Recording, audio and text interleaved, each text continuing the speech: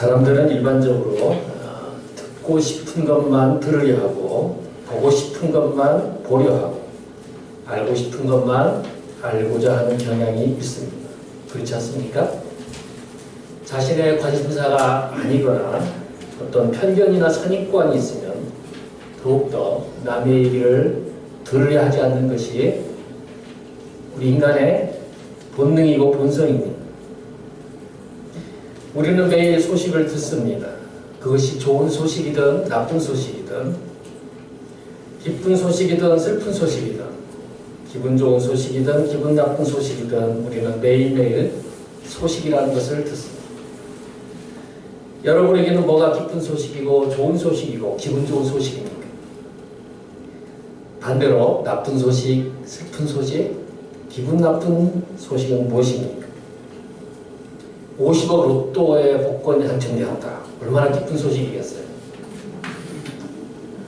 장군 진급에 성공을 했고 장관이 되고 대학 교수가 되고 누가 부동산으로 돈을 얼마나 많이 벌었다는 소식을 듣는 것, 이런 소식들이 어떤 사람에게는 복음일 것입니다.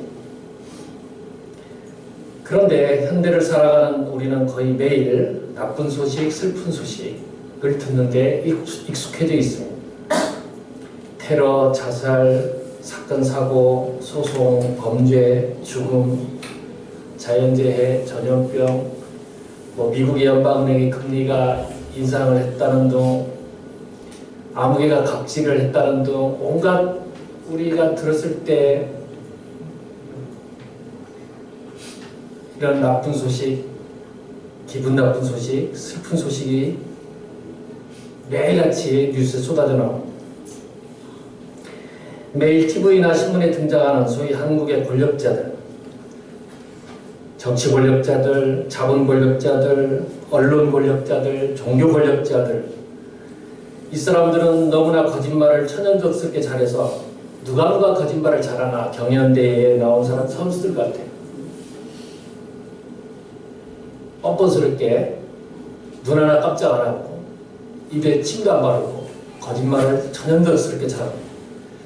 해서 이를 지켜본 청년들, 청소년들, 어린이들에게 아주 비교육적이고 나쁜 전염병을 옮겨주는 것과 다름없기 때문에 가급적 우리는 뉴스나 신문을 우리의 청소년들, 청년들, 자녀들에게 못 보게 하는 것이 좋을 것이다 라고 생각할 지경입니다.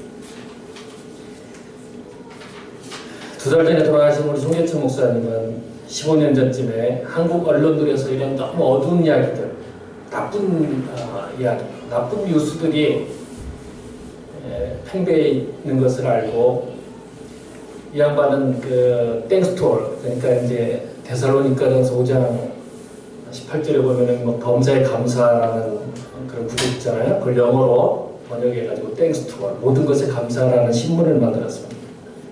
미담 신문을 만들어서 돈도 안 되는 신문이지만 어쨌든 이 좋은 소식, 아름다운 소식 좀 이걸 세상에 좀이라도 알려야 되겠다. 그걸 만들어서 애를 쓰셨습니다. 비록 미완성으로 끝나고 말았지만 충분히 의미 있고 가치 있는 일이라고 생각합니다. 오늘 본문에 보니까 예수 그리스도의 탄생 소식을 전하고 있습니다. 10절에 보면은 천사가 이르되 무서워 말라 내가 온 백성에게 미칠 큰 기쁨의 좋은 소식을 너희에게 전한다. 좋은 소식, 굿뉴스는 무엇을 말합니까? 그것은 11절, 12절에 나오는 오늘, 지금 다윗의 동네에 너희를 위하여 구주, 메시아가 나셨는데 곧 예수라 하는 그리스도여 주님이시다. 그게 바로 복음이고 기쁜 소식이다라는 의미입니다. 여러분, 구약이 전하고 선지자들이 예언하고 신약이 증거하고 사도들이 가르치고 전파한 복음이 무엇입니까? 그들이 전한 좋은 소식이 뭐예요? 진정 복음이라는 게 뭐예요? 교회 나오면 예수 믿으면 3박자, 5박자, 7박자, 10박자 축복받고 11조 많이 하면 30배, 60배, 100배, 1000배, 10,000배 물질의 복을 받고 들어가도 복 받고 나가도 복 받고 무병장수하고 승진 출세하고 자자손손 잘 먹고 잘 살다가 죽으면 천당 간다. 이게 바로 사도들이 가르치고 전파하고 선지자들이 예언하고 구약과 신약이 가르치는 내용일까요? 이런 가르침이나 갈망은 미신이고 복음이 아닙니다. 미신이에요, 미신. 여러분 절대 속지 마십시오. 최근 사이비 신천지교단의 강사의 목사라는 이의 강의를 잠깐 본 적이 있습니다. 이거 그 짜집기에 놓은 한 3분짜리 그 내용인데 거기 보니까 그 무슨 대강당 같은데 남녀 한 수백 명이 가로 세로 저기 줄을 마치고 유니폼을 입고 강의를 듣고 있어요. 꼭 북한의 그 주체사상을 세뇌시키는 학습장 같은 그런 느낌을 주더군요. 그 화면에 보니까 그 강사가 이렇게 말해요. 성경은 안내서요 가이드북에 불과하기 때문에 이제 예언자가 왔으니, 예언자가 누구예요? 저기 교주 이만희가 왔으니까 이제 가이드북 성경은 필요 없다. 그 쓰레기통에 버려도 된다. 이렇게 강의를 해요.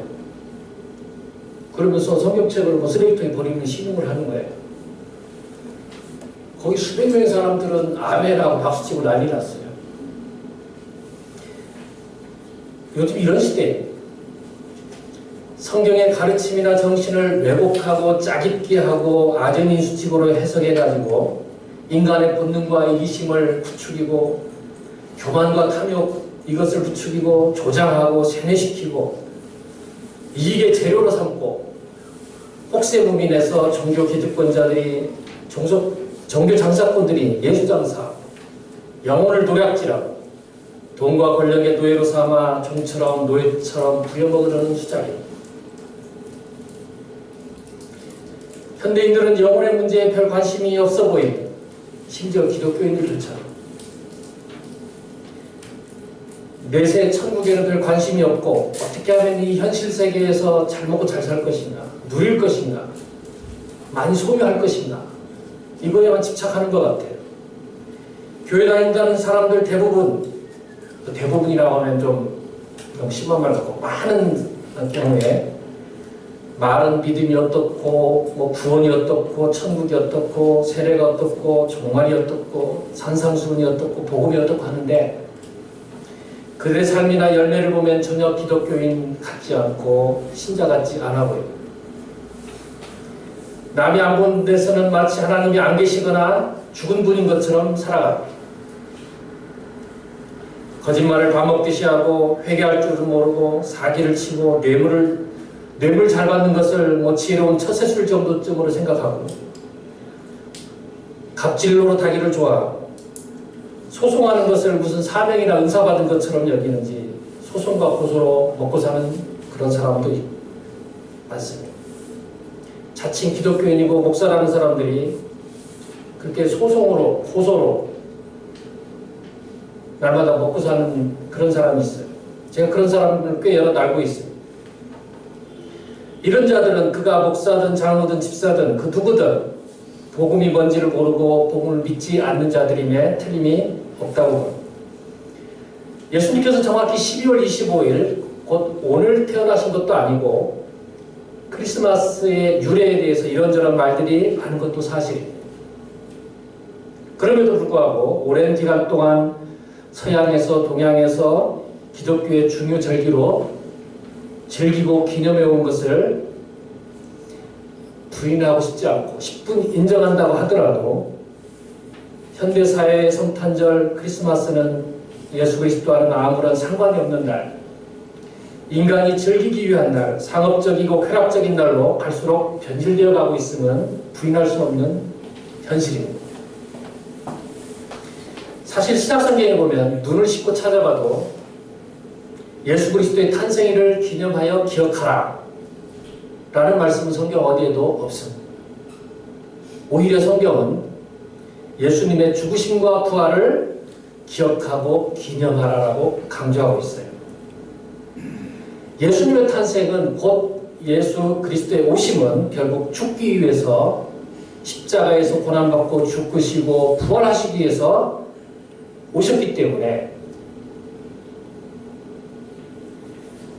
이 시작인 탄생보다는 결과인 죽으심과 부활에 강조와 무게가 더 실려야 한다고 믿습니다.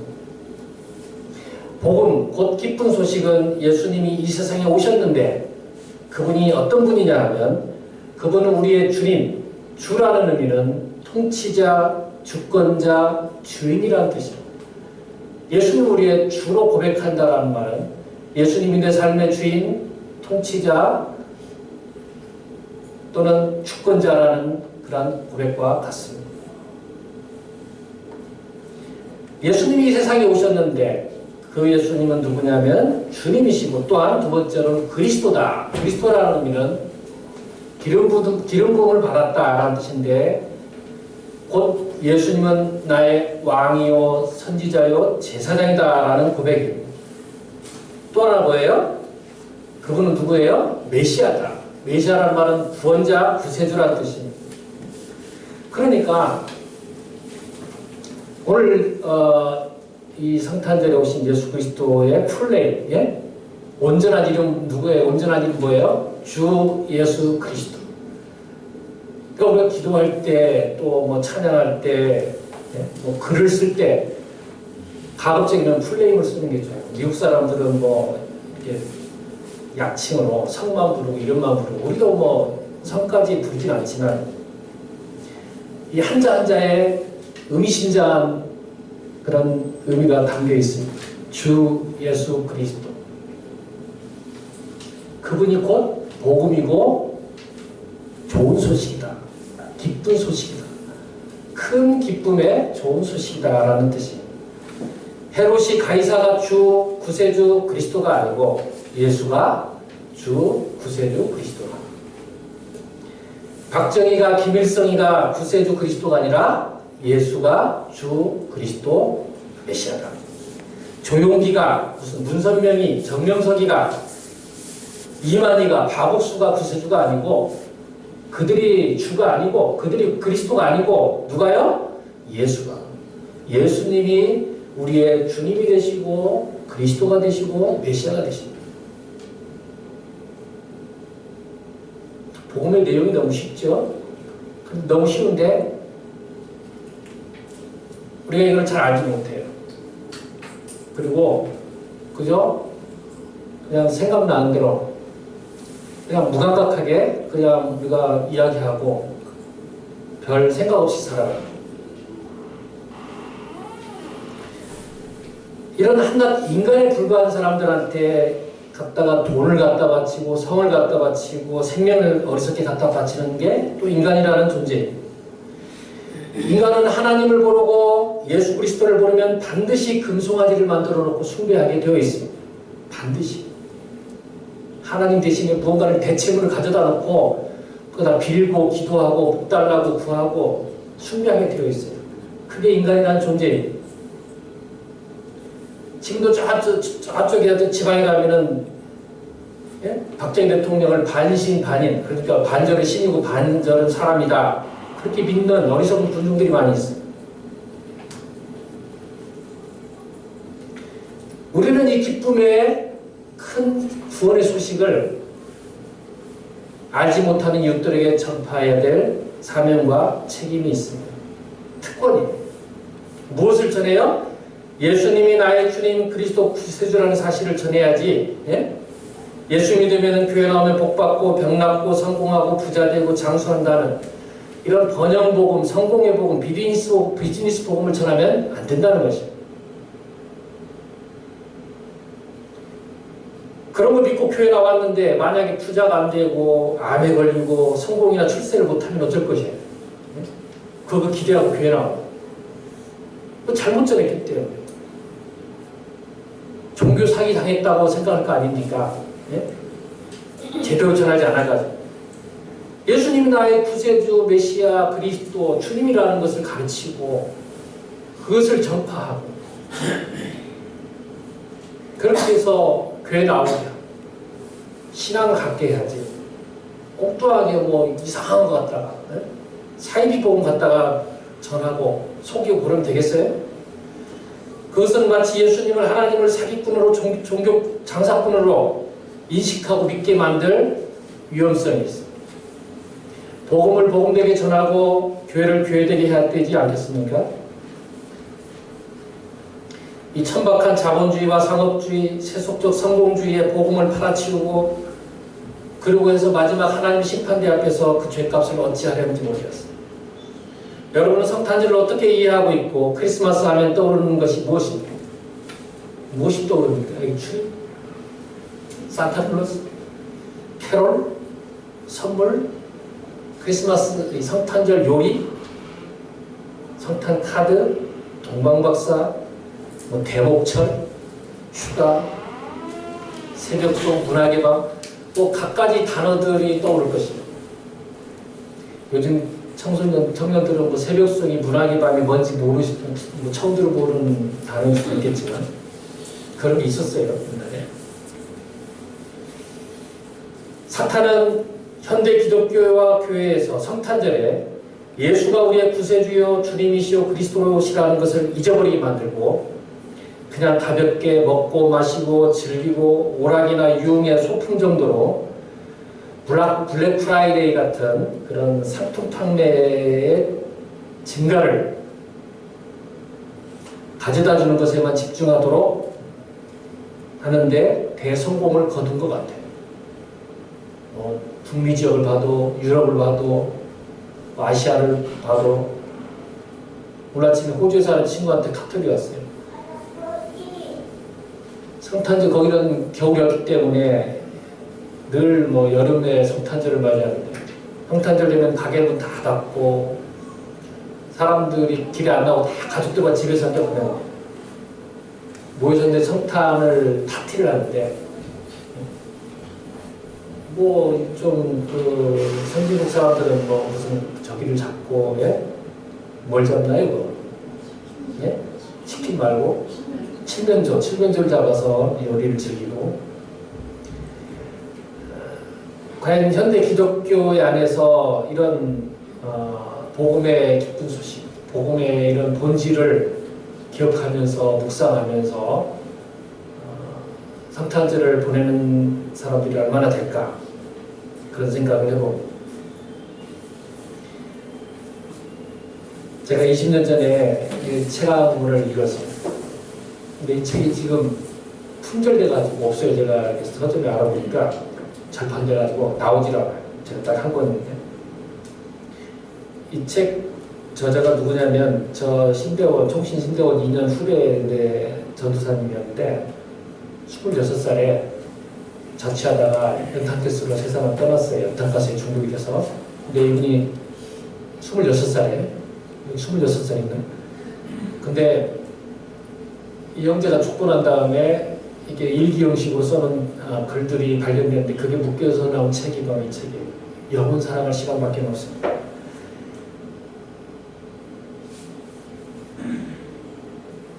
제가 이 크리스마스에 관련된 시 한 편을 여기 써놓은 게 있어서 제가 읽어드리려고 가져왔어요. 제목은 성탄절만큼은 울어야 한다. 성탄절만큼은 울어야 한다. 태초로부터 단절을 온몸으로 외워야 하던 날 응애 외마디 비명을 지르며 하나님 끝없는 배반의 땅 말 여물통으로 풀썩 추락하던 날 성탄절만큼은 울어야 한다.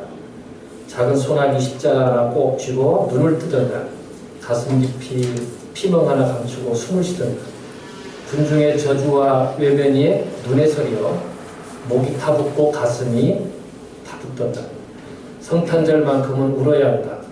해방이다. 한 맺힌 민중의 구원자가 나셨다. 복받치는 감격을 뿜어올리며 하늘의 영광이여 온 땅이여 평화로다. 그래서 성탄절은 올 것인가? 가난한 자에게 아름다운 소식이, 포로된 자에게 자유가, 눈먼 자에게 다시 보게 하니, 마음이 상한 자에게 고침이, 모든 슬픈 자에게 위로가 선포되며 재 대신 화관이 씌워지고 눈물 대신 희락의 기름이 부어지고 근심 대신 찬송의 옷이 입히 오는 날 진정 주님이 되시는 날이 꼭 오야 말 거라고 형제여 성탄절만큼은 함께 울지 않겠는가. 또 한 권의 책을 소개하려면 이거는 제가 송재천 목사님으로부터 20년 전에 소개받은 책이 무탄트 메시지. 저자는 말로 모건이라는 그 자연치료법을 전공하고 호주에서 의료활동을 하는 미국 출신의 백인 의사입니다. 여자 의사. 이 여사가 어느 날 호주의 사막에서 살아가는데 원주민 집회에 초청을 받았습니다. 그 초청을 받고 호주 원주민 62명과 함께 호주 대사막, 동해에서 서로 사막을 4개월 동안 횡단하면서 원주민들, 이 원주민들 이름이 여기서 참사람 부족이라고 말합니다. 참사람 부족. 이 원주민들과 함께 동고동락하며 여행 중에 보고 배우고 느낀 생각이나 통찰, 삶의 지혜들을 써놓은 책입니다. 오늘이 성탄절, 즉 예수님의 생일이라고 하는 날이니까 제가 이 무탄트 메시지 중에서 생일과 관련된 그 원주민들의 사상과 그 통찰을 잠깐 들려주고자 합니다. 현대인들은 자신은 문명인이라고 부르고 여기서 원시 부족들은 야만인이라고 부르는 것을 그렇게 쉽게 이야기하는데 과연 누가 진짜 문명인이고 누가 야만인인가 한번 들어보십시오. 저는 10년 전쯤에 이 부분을 읽고 이 부분에서 정말 감동과 통찰을 얻은 적이 있어요. 여러분 물론 동의 안 할 수도 있어요.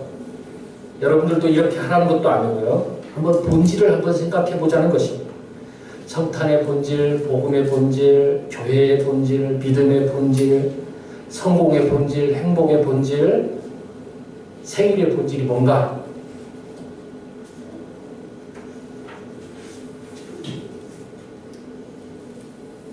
여기 이게 주제가 뭐냐면 더 나아지는 것을 축하하는 사람들이라는 제목입니다. 우리는 여기 우리라는 것은 이 백인 여사 말로 모건이라는 사람과 61명의 원주민들을 말하는 거죠. 지금 함께 여행하는. 우리는 생일 케이크와 설탕에 대해서도 이야기를 나누었다. 설탕에 대한 그들의 해석은 매우 강력했다. 그들이 생각하기에 설탕은 100년도 채 못 사는 무탄트인들이 얼마나 많은 시간을 인위적이고 피상적이며 가식적이고 달콤한 것을 추구하는데 바치는가를 말해주는 단적인 예였다.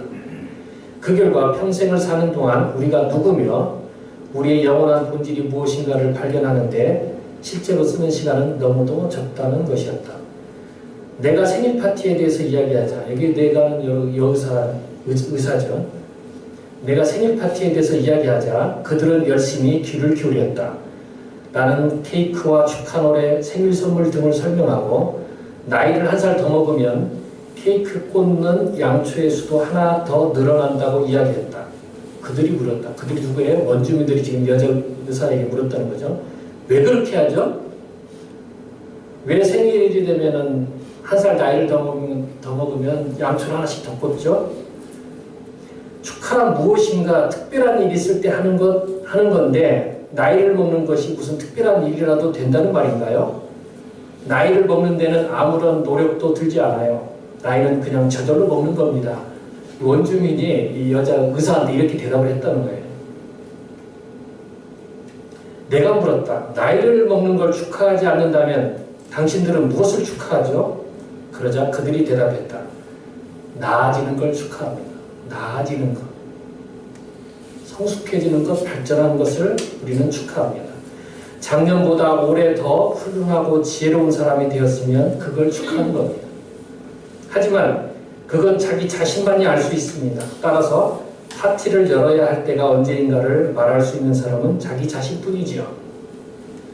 나는 그 말을 깊이 명심해 두어야겠다고 생각했다. 이 여기사가 이렇게 느낌을 적어놨습니다. 제가 이 부분을 제가 다 읽었는데 다른 부분은 다 기억이 안 나요. 그냥 대충 줄거리만 생각나는데 이 단락을 읽고 제가 야 정말 멋있는 이야기다. 제가 깨달은 건 이거였어요. 문명인들은 외적인 소유나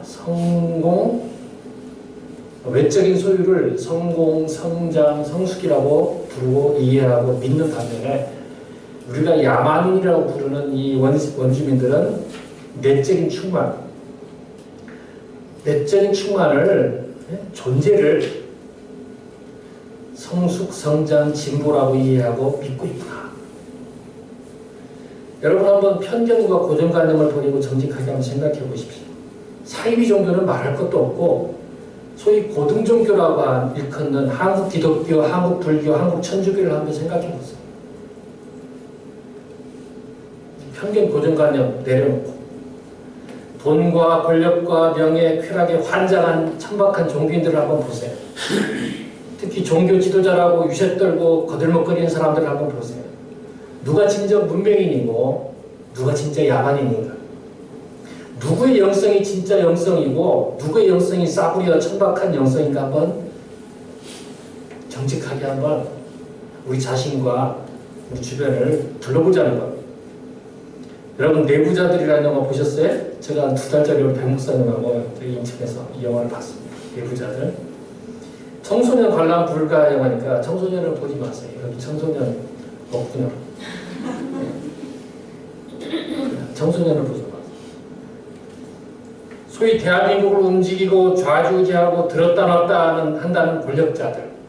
거기 등장하는 인물들은 정치 권력자, 언론 권력자, 자본 권력자들입니다. 그들의 민낯이 고스란히 사실적으로 적나라하게 잘 묘사되어 있습니다. 언론 권력을 틀어주고 뒤에서 자본 권력과 정치 권력의 실세들을 조종하고 여론을 조작하는 이 노회한 논설 주간 이 한 사람이 나오는데 이 사람이 재벌 회장과 단둘이 있을 때 속삭이는 장면이 나옵니다. 회장님, 여론을 뭘 그리 신경 쓰십니까? 어차피 군중이라는 사람들, 국민들은 개, 돼지입니다. 개, 돼지. 금방 잊혀집니다. 신경 쓰지 마세요. 뭘 그런 걸 염려하십니까? 이런 대사가 나와요. 제가 영화도 뭐 아주 재미있고 뭐 주거리가 긴데 이 카피, 이 대사가 딱 이 뇌리에 각인이 됐어요. 어차피 군종, 국민이라는 것은 개, 돼지입니다. 금방 잊혀집니다. 신경 쓰지 마세요. 신경 끄십시오. 여러분 한번 우리 대한민국을 한번 보세요. 대한민국뿐만 아니고 권력자들은 다 똑같은 마음으로 똑같은 철학과 가치관을 가지고 그렇게 살아갑니다.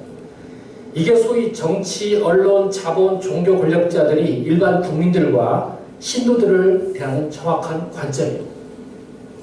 영화를 만든 작가나 감독은 이를 꿰뚫어보고 아주 사실적으로 이 대사를 만들었다고 봅니다.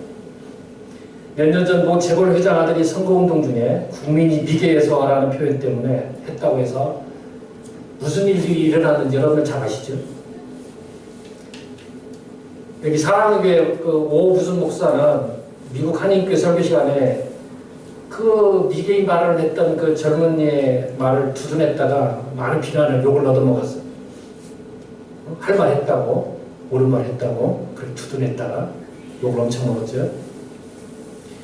권력자들의 속마음은 한결같아요. 교만과 탐욕과 횡포가 그들의 목걸이. 그런 거 속지 말아야 돼요. 개, 돼지, 머슴, 노예 소리 듣지 않으려면 정신 바짝 차리고 하나님께서 우리에게 주신 이 이성을 활용해서 본질을 정확히 보고 정확히 투표해야 돼요. 내년 4월 되면 이제 국회의원 투표 이제 다가오죠? 정확히 보고 정확히 투표해야 돼요. 여러분, 영화와 현실이 다르다고요? 과연 대한민국 국민들이 그렇게 생각할까요? 영화와 현실은 다르다. 그건 영화일 뿐이야. 정말 그래요? 영화에는 나오지 않았지만 종교 권력자도 같은 뒤에서 똑같은 짓거리들 할 거라고 나는 생각합니다. 청교도 영성훈련을 원장, 직함도 아주 멋있어요. 이 원장이라는 전 아무개 목사는 수년 전 대통령 선거를 앞두고 수천 명이 모이는 집회에서 강사로 서서 이렇게 설교를 앞서고 떠들었어요. 이명박이를 찍어. 만약 안 찍으면 내가 생명책에서 지워버릴 거예요. 설교를 무슨 농담이나 개그 수준으로 격화시키면서 위세를 떨고 사탄의 앞잘기 노릇을 하는 그런 현실이 대한민국 기독교 개신교의 현실입니다. 그리고 박수를 치고 아멘을 하고 이게 무슨 사이비 맹신 집단하고 뭔 차이가 있어요. 최근에 감리교 감독 출신이라는 어떤 정신나간 목사는 박정희 대통령 추모예배 설교에서 이렇게 말합니다. 대한민국은 독재해야 돼. 하나님도 독재를 하셨어. 이런 정신나간 소리를 해야 돼. 역시 참석자들은 아멘하고 박수치. 거기에 뭐 모인 사람들, 목사들, 뭐 장로, 권사들 다 모였는데 그 말에 박수치고 아멘하고. 이게 대한민국 수준이고 한국 개신교, 한국 기독교의 수준이고. 여러분 OECD 회원국이면 뭐하고, 경제대국 세계 10이면 뭐하고, 세계 10대 교회가 한국에 있으면 뭐합니까? 자살률부터 불행지수까지 나쁜 소식 대부분 50여 부분에서 세계 1위라고 하는데, 헬조선, 뭐 흑수저 하면서 청년들이 절망하고 좌절하는데 그런 게 무슨 소용이 있어요? 정말 한국 기독교 성도들 정신 바짝 차려야 돼. 복음대로 철저히 살아야 돼. 한국교회 망하는 것 순간 지금은 점점 망해가고 있어요. 이슬람교는 계속 세력을 확장하는 중입니다. 이슬람 극단주의자들 뿐만이 아니고 이슬람 일반 신자들도요, 그들의 율법 샤리아를 지킨다는 명분으로 기독교인들, 이게 노약자들, 예? 어린이들, 여성, 노인들 막 닥친 대로 잡아다가 노예로 삼고 부리고 자살 테러에 동원하고, 예? 개종을 시키려다가 말아들이면 참수하고, 이게 그들이 가르치는, 예? 가르치고 훈련하는 그런 율법이고, 예? 이런 시대입니다. 이런 시대죠.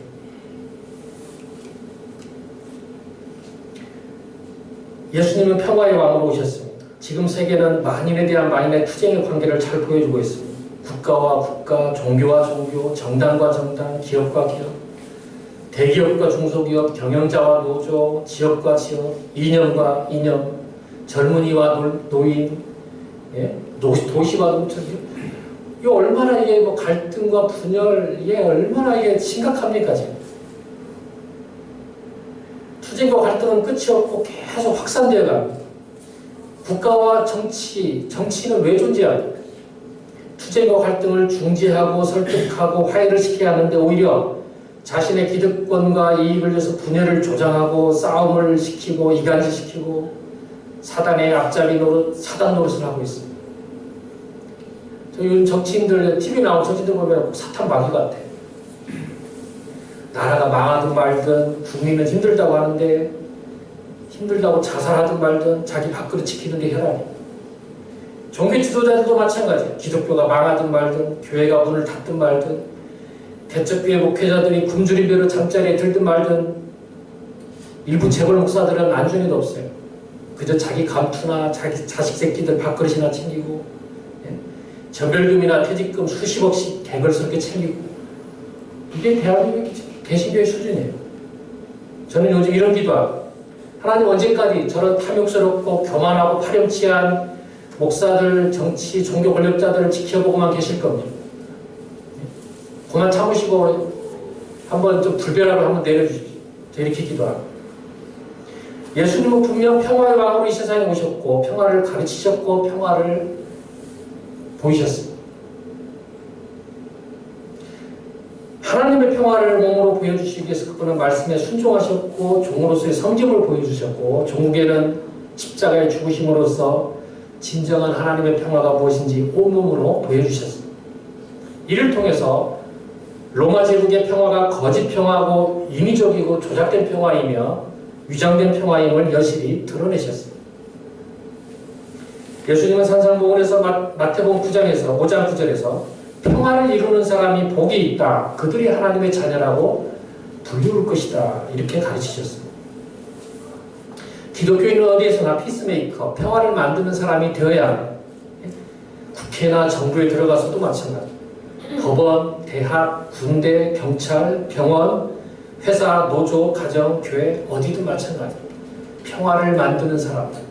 그게 우리 기독교인의 특권이고 사명이고 또 정체성입니다. 그런데 갈등을 만들고 분열을 조장하고 패거리를 형성하고 사회적 약자들을 차별하고 자신의 의무나 책임을 회피하면서 무임승차에 열심인 사람은 저는 절대 성도나 신자가 아니라고 믿습니다. 그건 사탄이 하는 짓들입니다. 저는 이런 위험성을 줄이려고 가급적 지역 동창회나 학교 동창회는 아예 얼씬도 안 하려고 작정했습니다. 이 패거리에 대한 안 좋은 인식 때문에. 한국에서는 연고주가 뭐예요? 학연, 지연, 혈연. 이것이 곧 우상입니다. 우상. 모든 길은 로마로 통한다라는 말이 있듯이 한국에서는 모든 길은 연고로 통한다. 연줄로 통한다. 이 말이 진리처럼 통용됩니다. 정치계, 학계, 문화예술계, 법조계, 종교계 할 거 없습니다. 그래서 한국에서는 연고 없으면은 되는 일이 없어요. 아무것도 돈도 못 벌고 출세도 성공도 못하고 예? 승진도 못하고. 여러분 진짜 기독교인은 이렇게 외치고 믿어야 한다고 생각해요. 모든 길은 로마로 통하고 연고로 통하는 게 아니고 뭐는 예수 그리스도로 통하는 거예요. 얼마나 멋지고 얼마나 멋진 신앙 고백이에요. 모든 길은 예수 그리스도로 통하는 거예요. 예수 그리스도를 믿으면 모든 사람은 다 형제 자매도 되고 가족이 되고 예? 얼마나 멋있습니까? 학연, 지연, 혈연 하나 뛰어넘지 못하면서 백날 천국, 하나님 나라, 우주적 하나님, 보편적인 기독교, 초월적인 계시, 성령 공동체, 말씀 공동체, 예배 공동체를 주장하고 외친들 그 누가 알아주고 누가 믿어주겠어요? 네? 연고주의 하나도 극복 못하면. 우리가 착각하는 것 중에 하나는 좋은 말이나 단어나 문장, 표어나 글귀만 새겨놓으면 사람들이 인정해주고 믿어줄 거라고 생각한 거지. 옛날에는 좀 그 말이나 문구, 표에 속아 넘어가지고 했을지 모르지만 이제는 안 해요. 지금은 그렇지 않을 거라고 저는 생각해요. 이제는 말이 아니라 삶과 행동이 곧 그의 인격이요, 전도요, 선교인 시대가 되었습니다. 말만 번지르르게 하면 무슨 소용이 있어요? 성도는 누가 성도예요? 누가 참된 성도예요? 성도는 구별된 무리라는 뜻입니다. 구별된 무리. 하나님의 백성, 하나님의 자녀, 하나님의 종이라는 의미를 지니고 있습니다. 예? 이 세상에 사탄의 자녀, 사탄의 백성, 사탄의 종이 아니라 하나님의 백성, 하나님의 자녀, 하나님의 종. 그게 성도예요. 성도란 칭호처럼 영광스러운 호칭이 없어요. 목사, 장로, 권사, 선교사 그런 칭호도 의미가 있고 좋지만 저는 가장 좋은 호칭은 성도라는 호칭이라고 생각해요. 이건 계급의 의미가 아니에요. 높고 낮음의 의미가 아니에요. 성도, 거룩한 분. 그래서 저는 묘비에다가 비석에다가 성도라고 쓰고 싶어요. 성도. 성도는 세상으로부터 불러내어 구별된 삶을 살아가는 사람들입니다. 하나님의 자녀답게 복음에 합당하게 하나님의 의를 위해서 하나님의 영광을 위해서 때로는 고난도 손해도 기꺼이 감수하고 불의에 맞서고 하나님의 심판을 의식해서 지금 여기에서 하나님 앞에서 살아가는 사람들, 그 의인들, 그 사람이 성도. 아무나에게 성도라는 이름 붙여주는 게 아니에요. 교회 나오면 그냥 우리가 편의상 성도라고 부르지 성도가 아닌 죄인들, 예? 그 망나니들이 얼마나 많아. 이름만 성도지. 제가 최근 레미제라블 영화를 컴퓨터로 다시 한번 보았습니다. 보고 또 보아도 감동이에요. 여기서 주인공 창발장이 성도의 모습과 자세를 잘 보여준다고 생각합니다. 그 영화를 보면은 나는 누군가, 나는 누구인가, who am I, 나는 누구인가라는 독백을 하거나 창발장이 자신을 닮았다는 이유만으로 자기 대신 탈주범으로 체포되어 재판장에게 억울하게 이제 서서 수십 년 감옥살이를 할 수 있는 순간 장발장이 나타나서 내가 장발장이니까 저 사람 나를 풀어주고 나를 대신 체포해. 그 장발장의 모습이 바로 성도의 모습이 아닐까 저는 생각합니다.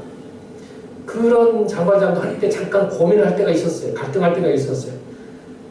나는 이 도시를 책임지고 있는 시장이고 나는 이 공장의 사장으로서 수천 명의 생계를 책임지고 있는데 내가 없으면 이 사람들을 누가 돌볼 것인가?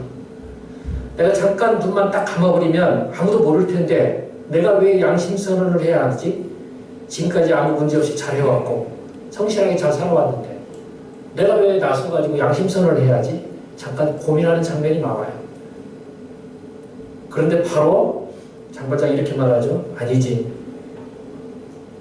그런데 저 사람, 나 대신 체포된 저 사람은 무슨 잘못이야? 아무 잘못이 없잖아.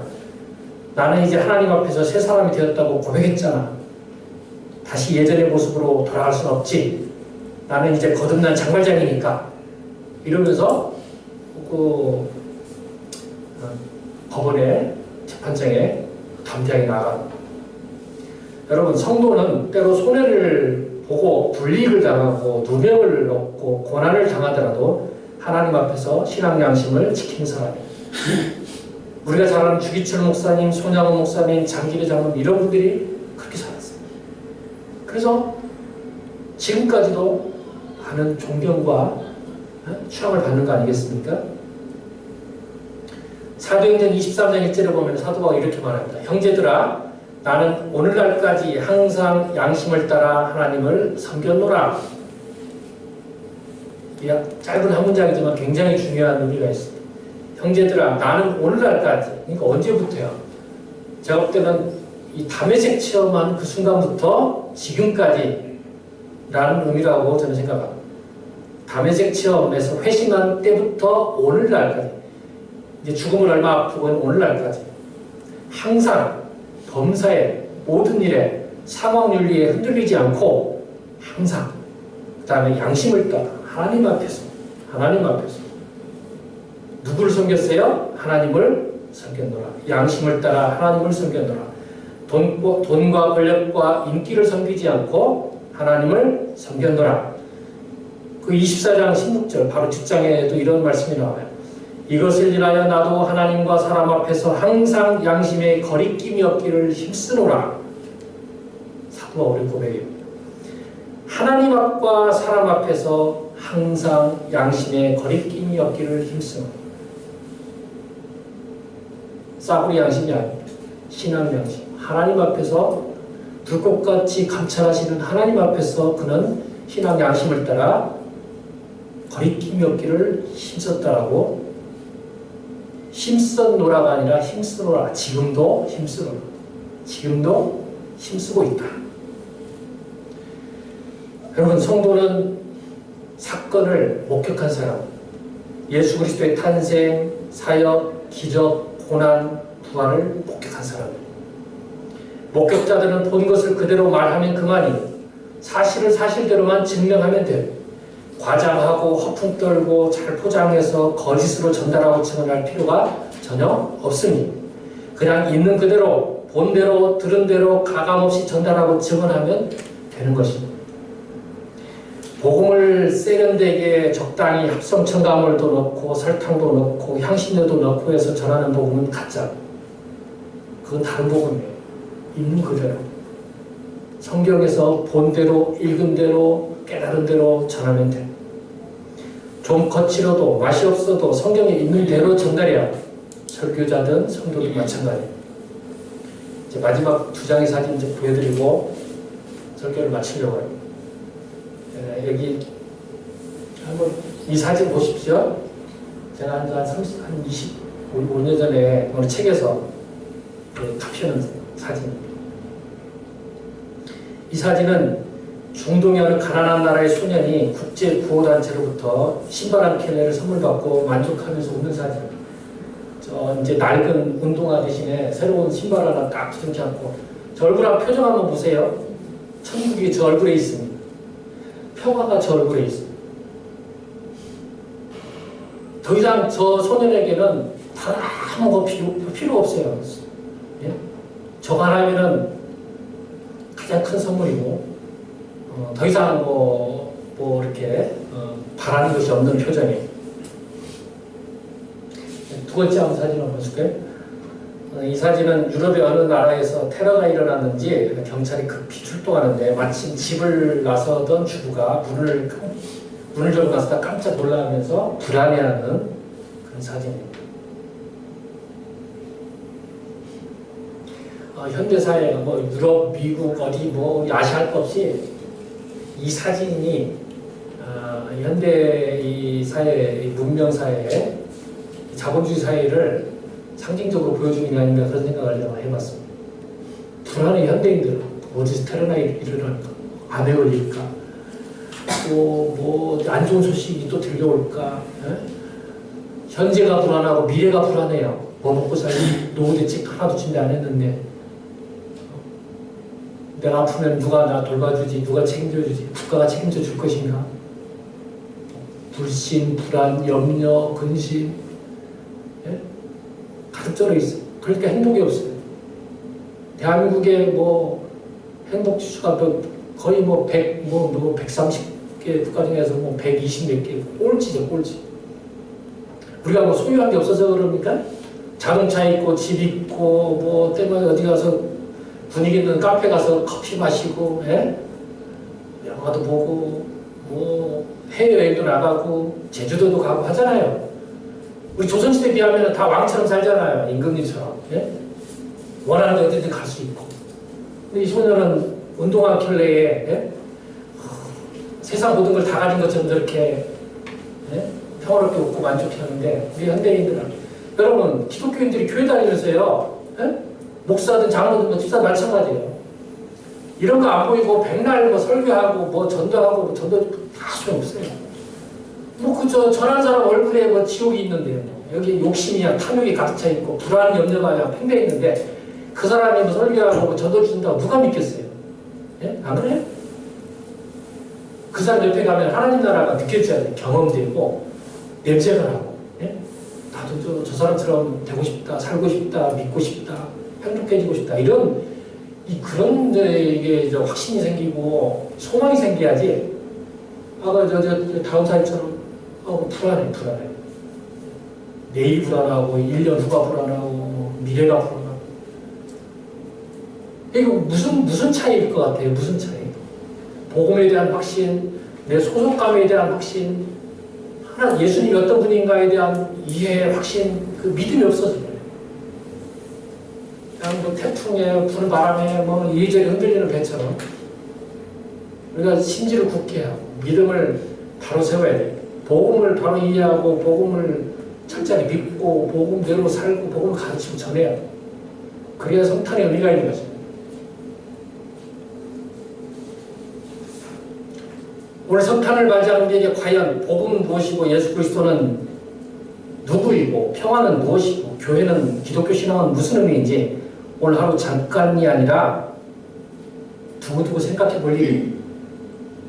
성탄절은 매년 오는 날이지만 어떤 사람에게는 매년 오는 날이 아닐 수도 있기 때문에 송재천 목사님에게도 그런 날이었어요. 작년에 우리 같이 해서 예배드리고 뭐 연주도 하고 그랬잖아요. 왜 안 계시잖아요. 그래서 매년 맞는 성탄절이라고 그저 그냥 뭐 생각 없이 그냥 뭐 익숙한 저기에 따라서 그냥 그렇게 보내는 것보다는, 예? 한번 이 복음에 대해서 한번 우리가 묵상하고 내년에 내가 어떻게 하면 살아가야 되겠다, 예? 그렇게 마음을 다지는 거, 그게 의미 있는 날이 아니겠습니까? 기도하겠습니다.